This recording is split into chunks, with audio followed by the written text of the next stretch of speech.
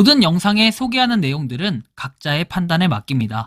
리 에이스 채널은 항상 모든 영상에 있어서 유료로 하는 것들은 신중하게 결정하시는 것이라고 말씀드립니다. 아울러 무료로 하는 것들 역시 각자의 판단으로 선택해서 결정하시는 점이라는 것을 강조드립니다.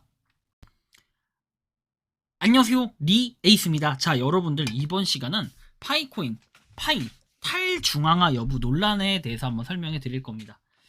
자, 탈중앙화가 이게 맞나요, 파이코인이? 자, 이게 왜 논란이 터졌냐면은 여러분들 탈중앙화에 대한 개념을 모르고 있기 때문에 이런 논란이 터지는 거예요. 이게 진짜 기본 코인에 대한 개념을 아예 모르는 사람들이 이런 문제, 그리고 이런 얘기들을 자꾸 하는데, 제가 이번 시간 정리해 드릴게요. 탈중앙화가 맞냐? 자, 어느 모더의 이야기라고 해서 글이 하나 올라옵니다. 오랜만에 보는 파이 브라우저 채팅방에 갔는데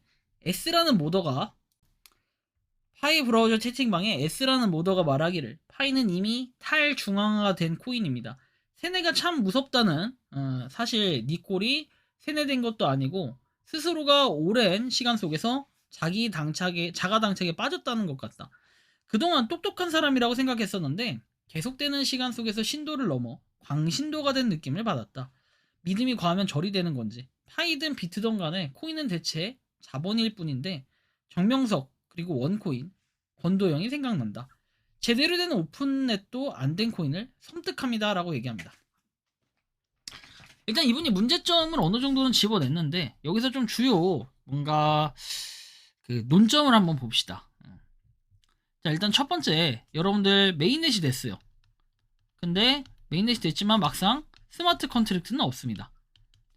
기존에 다른 여러분들이 메인넷들 이루어진 거 보세요. 스마트 컨트랙트 발행됩니까? 안 됩니까? 돼요.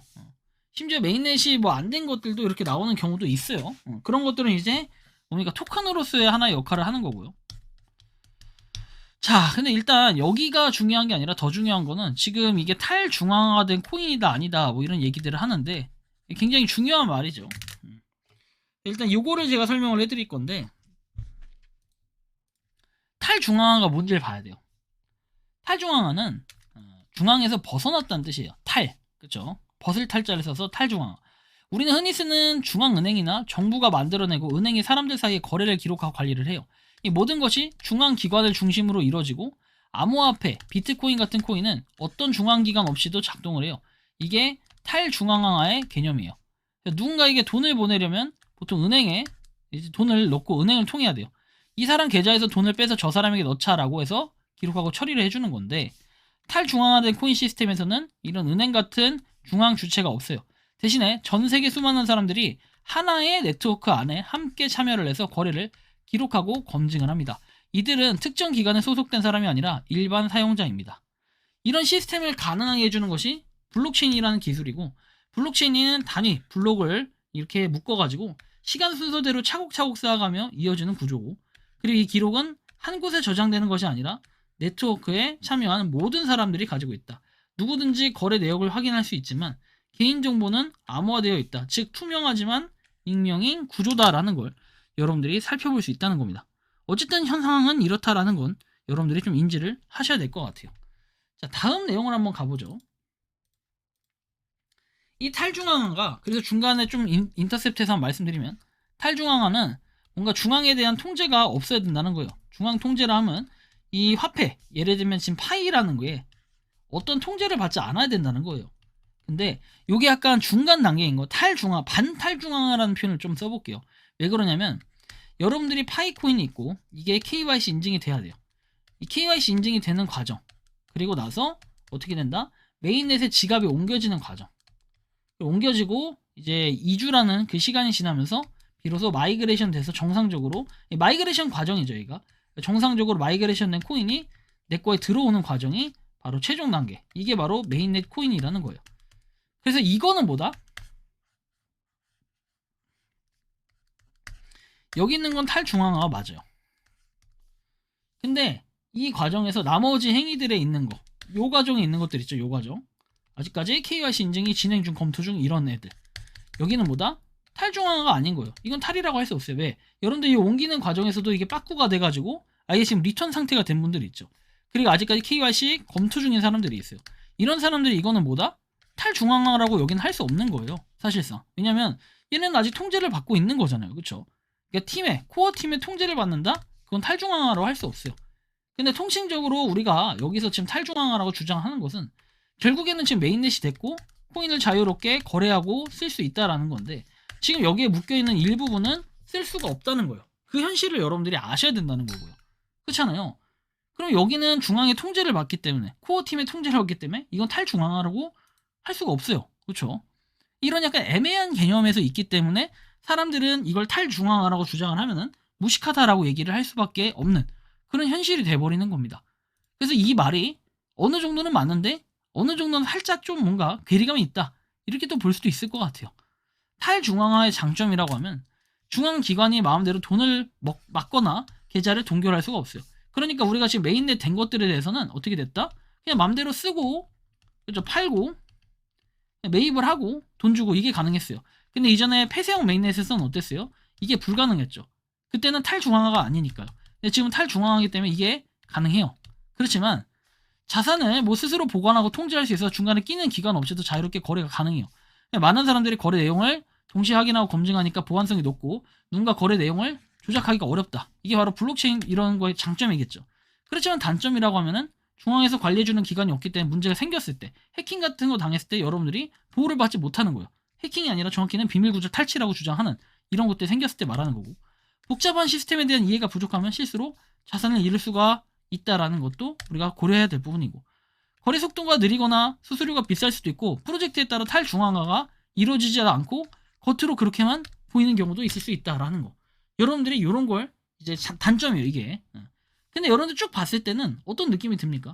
지금 중앙에서 관리해주는 기관이라는 게 사실 KYC 인증을 하고 인증하면서 지갑으로 넘어오고 근데 지갑으로 넘어와야 되는데 다시 리턴이 돼서 이렇게 된 분들 여러분들 이게 관리를 중앙에서 하는 건가요? 안 하는 건가요? 중앙에서 하는 거겠죠? 이런 행위는 탈중앙화라고 할 수 있을까요 여러분들? 정확히 얘기하면 정확히는 안 돼요 이게 탈중앙화라고 할 수 없는 거예요. 그래서 그 개념 그리고 때로는 이런 얘기를 하기도 하죠. 거래 속도가 느리거나 수수료가 비쌀 수도 있고 프로젝트에 따라 진짜 탈중앙화가 이루어지지 않고 겉으로만 그렇게 보이는 경우도 있다.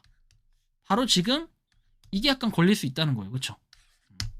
그래서 좀 애매해졌다라는 건데 사실상 그런다 할지라도 어쨌든 거래소에서 거래 가능하고 지갑에 있는 거 거래소로 옮기고 이런 게 가능하고 그리고 메인넷 코인으로 옮긴 마이그레이션 전환된 코인들은 자유롭게 뭔가를 할 수 있기 때문에 이걸 탈중앙화라고 할 수 있다. 다만 아직까지 그런 행위들이 이루어지지 않은 것들은 명확하게 사전적 정의로 얘기하면은 탈중앙화라고 보기엔 좀 어렵다. 그래서 결론적으로는 얘를 반탈중앙화로 볼 수 있다라고 좀 얘기를 할 수도 있겠는데요. 뭐 여러분들 생각과 의견이 아니라 이거는 기본적인 뭔가 코인에 대한 블록체인의 개념에 대해서 한번 설명을 해드린 거기 때문에 사실상 그냥 탈중앙화가 됐다는 그 단점에서 보면은 이 파이코인이 어느 정도 3번에 해당이 될 수는 있겠지만 우리가 이런 부분을 좀 차이점이다라고 생각은 한번 해볼 수 있겠다라는 말씀을 드리고 싶은 거예요. 뭐 각자 여러분들 판단하는 그 느낌 생각은 다르겠지만 뭔가 좀 의심스럽거나 이상한 부분들 그리고 팩트는 분명히 체크를 해야 된다. 전 이렇게 개인적으로 생각을 하고 있습니다. 그렇죠?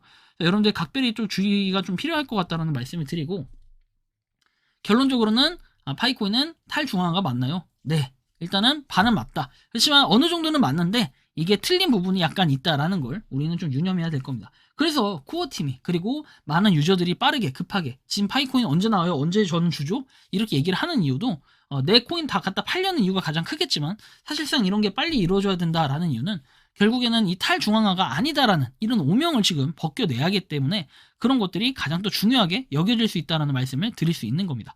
여러분들이 생각하고 느끼는 이 파이코인 탈중앙화 여부 논란에 대해서 이렇게 지금 뭐 정리를 좀 해볼 수 있겠는데 여러분들 생각과 느낌을 자유롭게 의견을 댓글로 남겨주시면 좋겠다는 말씀 드리며 이번 영상은 여기서 마치는 걸로 하겠습니다. 도움이 되셨다면 구독과 좋아요 알림 설정 부탁드리고 파이코인을 채굴하시는 많은 분들 그리고 파이코인 생태계를 위해 노력하시는 모든 파이오니어분들 오늘도 파이팅 하시기 바랍니다. 리 에이스였습니다. 감사합니다. 평소에 궁금하셨지만 내가 시도해보기 어렵거나 시간 낭비하고 싶진 않고 새로운 제보를 해주실 분들께서는 아래의 주소로 메일을 보내주시면 제가 해결해드리겠습니다. 단톡방은 유튜브 검색창에 소통창구를 개설했습니다를 검색해주셔서 확인하시면 됩니다. 아울러 채널 멤버십 가입 시 다양한 혜택을 누리실 수 있으니 참고해 주시기 바랍니다. 시청해 주셔서 감사합니다.